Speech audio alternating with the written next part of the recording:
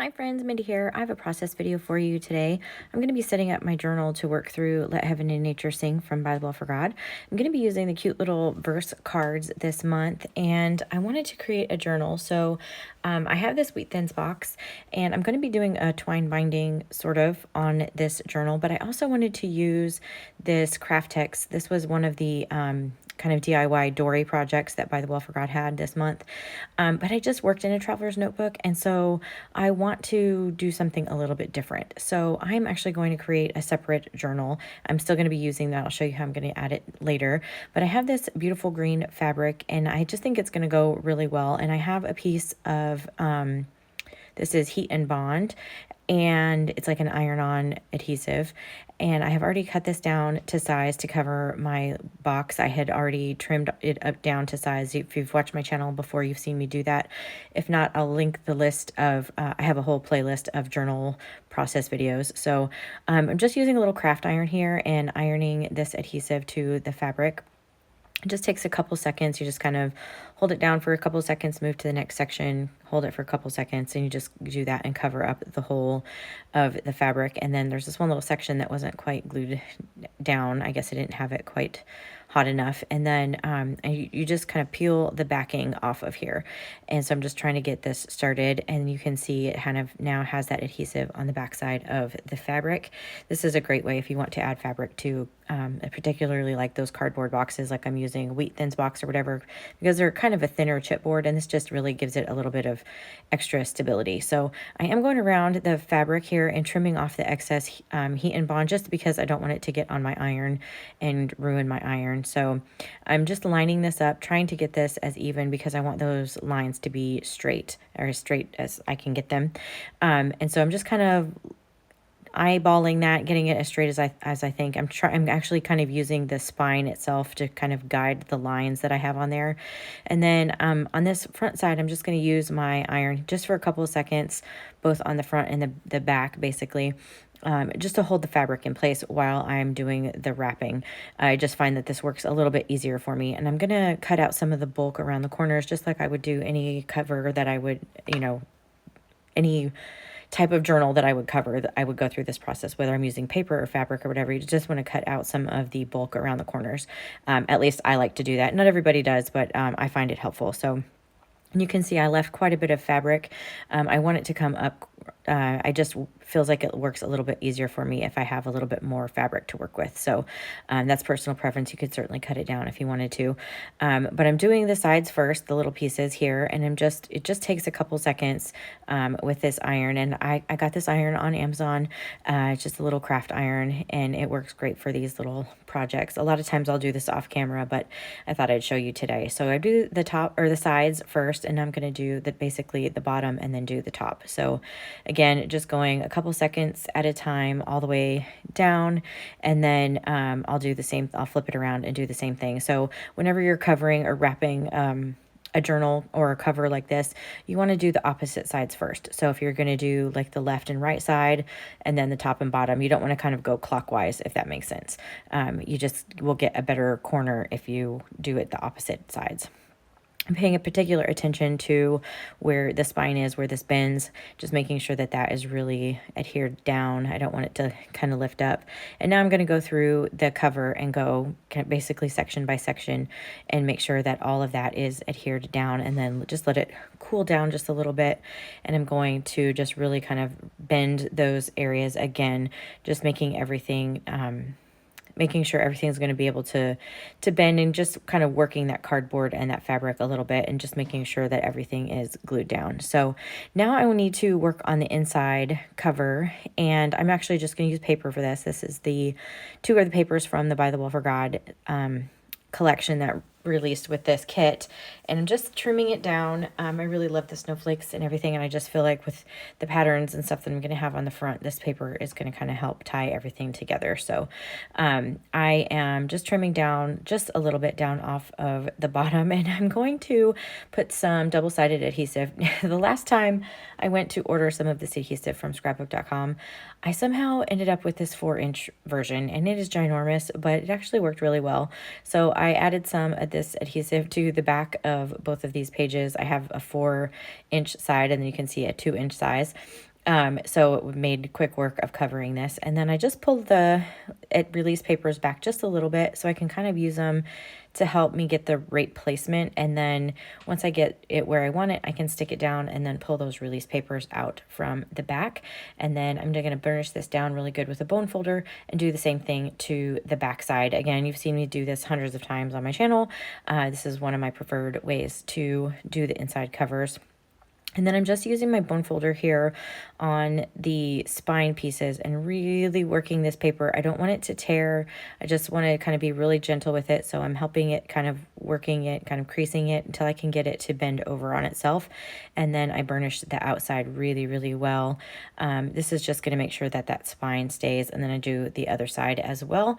And I'm going to have to work with it a little bit as I work through the month. It will get a little less stiff that way, but that is basically everything for covering this cover in fabric. And now I want to do the twine binding part. So you start with a long piece on the outside, and then I'm going to wrap this. I'm actually working with some jute here, and I'm going to wrap this 24 times. There are 24 cards in the Let Heaven and Nature Sing set, and there's 24 days in the devotional. So I am I'm going to wrap this around. I'm going to have a little envelope for each day.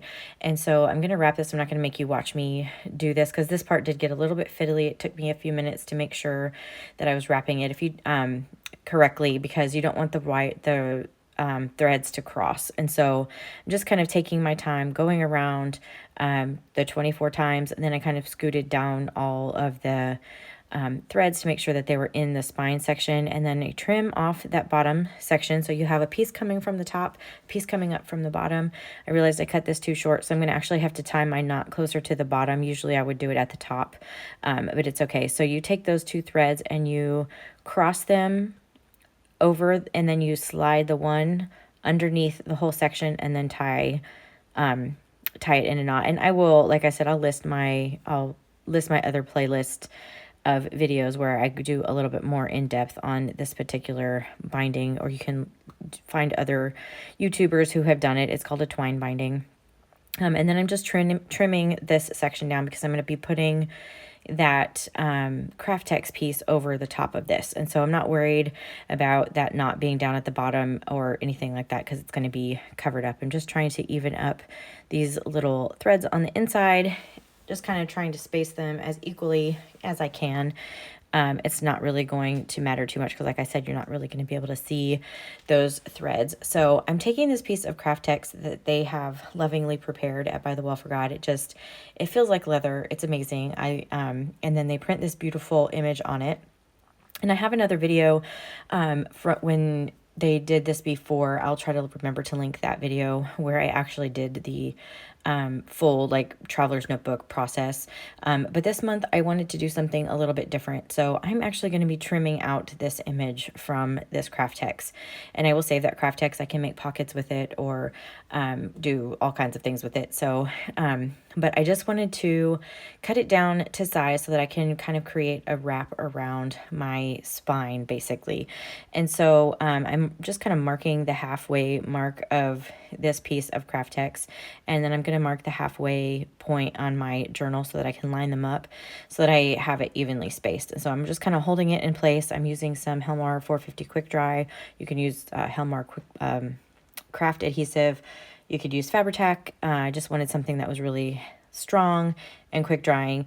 And then I decided really quickly I wanted to distress just around the edges of this Krafttex. I really only did the top and bottom because I'm going to be adding some ribbon so I ended up doing one side, but I didn't really need to because I'm going to add ribbon anyway.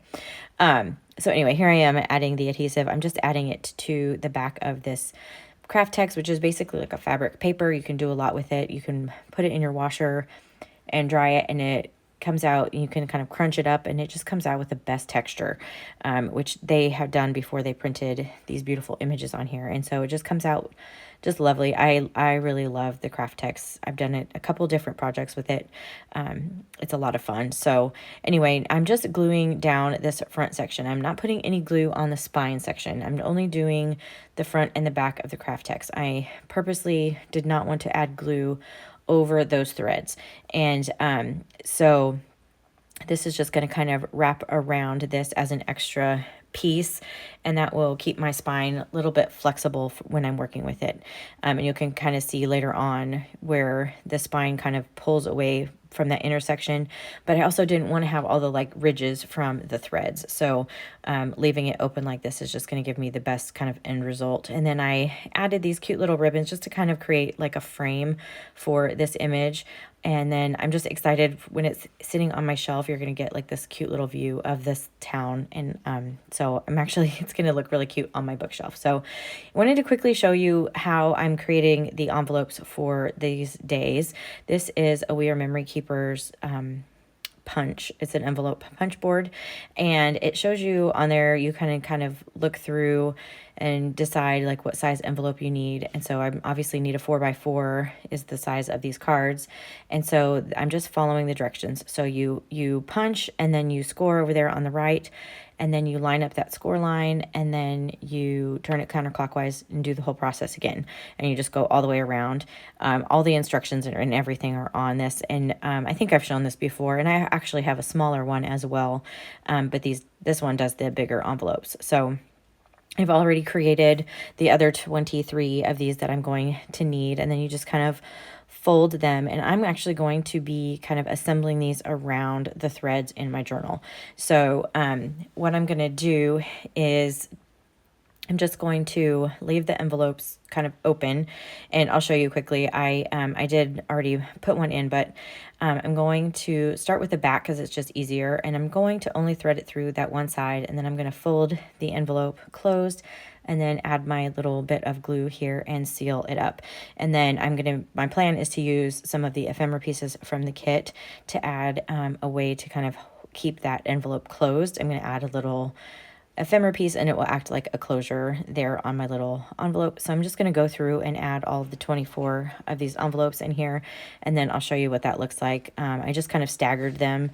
So I have one kind of at the top, and then one in the middle, and then one down at the bottom. That's just going to kind of save this space and keep it so it's not quite as bulky through the journal. And I may go back and add some pockets. I haven't quite decided. The Midori kit, or the DIY Dori kit, came with this cute little acetate piece and some leather, and I will use that for my closure. Here you can kind of see that spine, and it's just because it needs to kind of get a little bit more flexible. But anyway, that is my process for this journal. If you liked this video, I would appreciate it if you gave it a thumbs up. Subscribe to my channel if you haven't already, and until next time, bye.